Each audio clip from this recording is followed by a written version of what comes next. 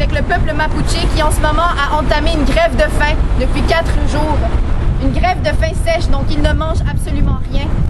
Ils demandent justice pour les prisonniers politiques et un dialogue avec l'État. Depuis le 20 octobre 2019, une centaine de manifestations ont été effectuées devant le consulat chilien à Montréal et un peu partout à Montréal. Les Chiliennes et les Chiliens ainsi que des citoyens et citoyennes de plusieurs communautés s'unissent, font du bruit et se déplacent afin de démontrer leur solidarité avec le mouvement populaire du Chili. De son côté, le gouvernement de Justin Trudeau garde un silence complet sur cette réalité. Ce même gouvernement qui n'a pas tardé à appuyer un supposé président qui s'est autoproclamé dans une place publique du Venezuela. Pourquoi donc cette position à 2 poids 2 mesures? Est-ce que la prise de position du gouvernement libéral de M. Justin Trudeau est liée au profit que le Canada retire de l'exploitation libre des mines au Chili? Nous croyons que oui. Est-ce que le néolibéralisme qui meurtrit le pays facilite les transactions du Canada? Est-ce que le Canada, pays réputé pacifique et pilier de la démocratie, va prendre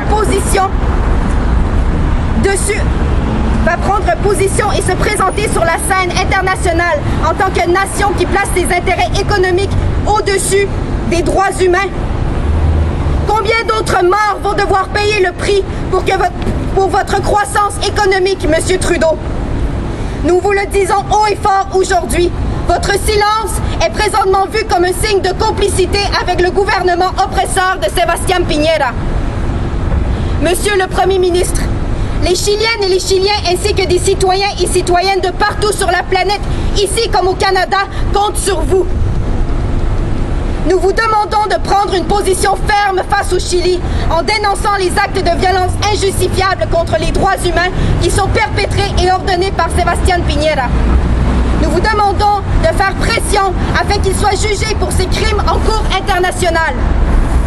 Et croyez-nous, les rues nous appartiendront tant et aussi longtemps que ce ne sera pas fait. Nous terminons en adressant aux médias au Québec. Nous vous demandons de transmettre de manière objective, véridique et complète les informations concernant la situation politique et sociale au Chili, telles que transmises dans ce communiqué. Toutes les Chiliennes et les Chiliens partout dans le monde sont alertes et présents. Nous sommes conscients de la force que nous avons en tant que peuple uni, et ce, même au-delà des frontières.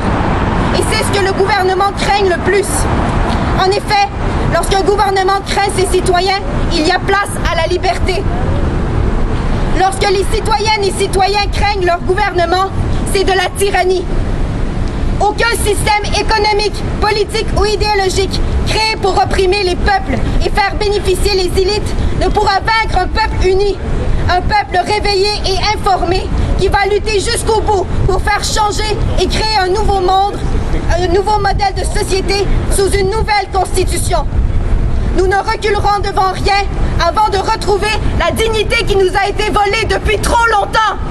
Liberar, liberar al mapuche por luchar. Liberar, liberar al mapuche por luchar. Liberar, liberar al mapuche por luchar. Liberar, liberar al mapuche por luchar. Fuerza, fuerza, fuerza.